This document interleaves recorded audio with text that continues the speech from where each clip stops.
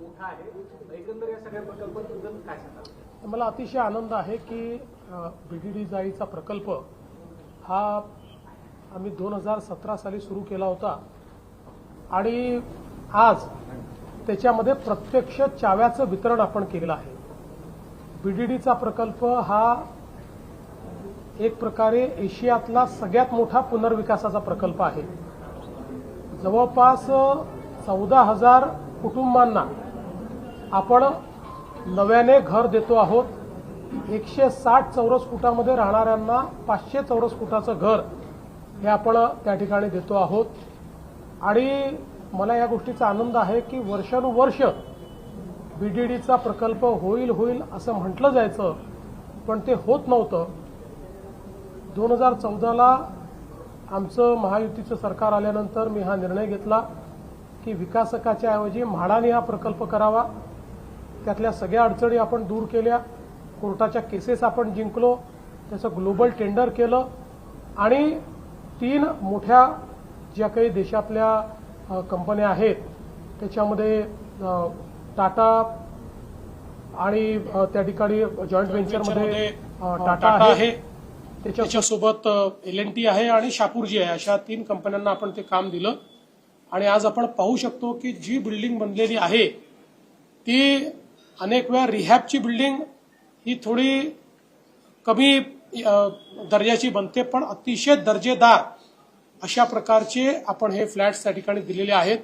त्यामुळे मुंबईकरांना आम्ही मुंबईमध्येच ठेवणार, मुंबईकरांना आम्ही हद्दपार होऊ देणार नाही, हे जे आम्ही 2014 साली सांगितलं होतं ते पूर्ण होताना आज दिसत आहे. त्याचा आम्हाला अतिशय आनंद आहे.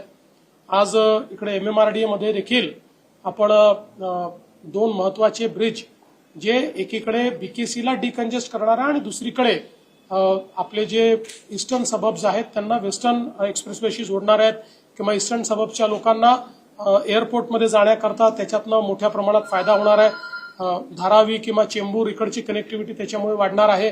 अशा प्रकारचे 2 प्रकल्प, ज्यातला एक प्रकल्प इंजिनिअरिंग मार्वल आहे की ज्यामध्ये जवळपास 1 किलोमीटरचा केबल स्टेड कर्व हा पहिल्यांदाच कुठे निर्माण झाला असेल अशा प्रकारचा प्रकल्प आपण केलेला आहे.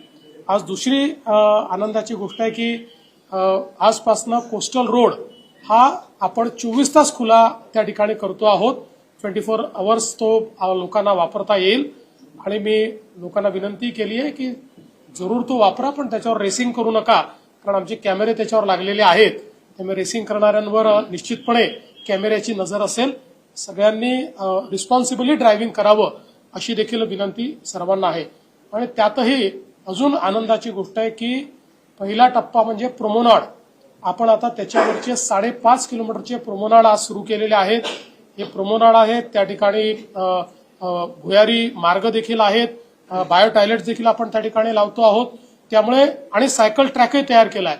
त्यामुळे पायी चालणाऱ्यांना आणि सायकल चालवणारे जे काय आहेत अशा लोकांना जे काही रोज त्या ठिकाणी मॉर्निंग वॉक करतात, इव्हनिंग वॉक करतात, सायकलिंग करतात, त्यांच्याकरता अतिशय उत्तम व्यवस्था आता पुन्हा एकदा झाली आहे.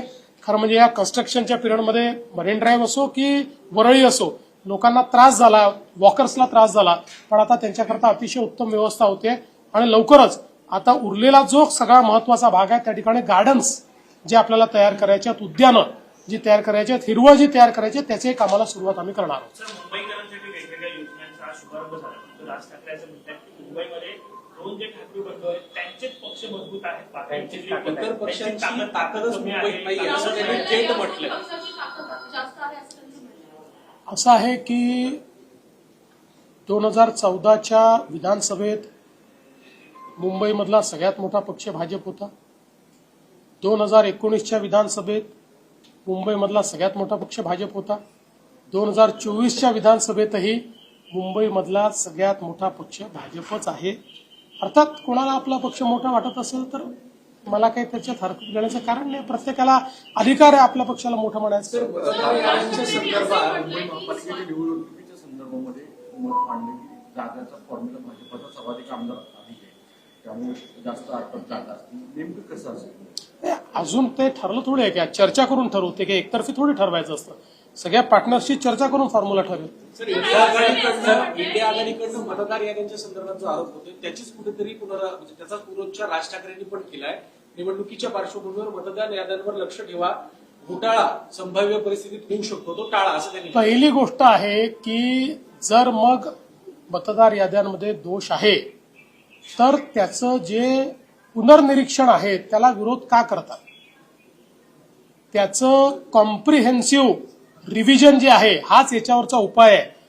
गेल्या 25 वर्षामध्ये कॉम्प्रिहेन्सिव्ह रिव्हिजन न झाल्यामुळे मतदार याद्यांमध्ये दोष निर्माण झालेले आहेत, हे आपल्याला सगळ्यांना माहिती आहे. मी स्वतः 2012 साली अशा प्रकारचे जे काही दोष आहेत त्याच्या विरुद्ध कोर्टामध्ये गेलेलो आहे.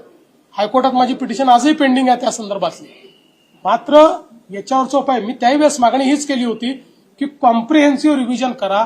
आता निवडणूक आयोगाने कॉम्प्रिहेन्सिव्ह रिव्हिजन सुरू केलेलं आहे तर त्यालाही हे विरोध करतात.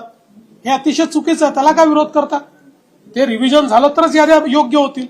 सर, कोल्हापुरातील माधुरीबाबत राज्य सरकार पुनर्विचार याचिका जी आहे दाखल करणार नाही असा निर्णय हत्तीच्या संदर्भामध्ये तिथल्या लोकांनी भूमिका घेतली की याचिका दाखल करण्याची कमिटी करून त्याचं सोल्युशन काढलं. असं नाही आहे. सुप्रीम कोर्टाचा आदेश आहे, त्यामुळे सुप्रीम कोर्टाचा आदेश कमिटीने होऊ शकत नाही.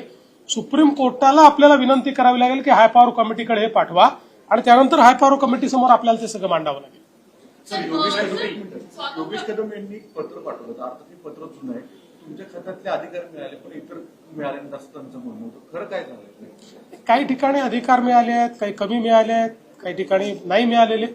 चर्चा चाललेली आहे. जे काही योग्य अधिकार दिले पाहिजेत ते सगळ्यांनी द्यावेत असं मी सगळ्यांना सांगितलं. 6 राज्यमंत्र्यांनी तुमची भेट घेतली, तुम्हाला पत्र दिलं आणि तशी मागणी केली. कधी? असं देखील एक समोर आलं होतं. कधी कधी एसपीआरसी नेम प्लेट आहे त्याची मुदत उद्या संपती.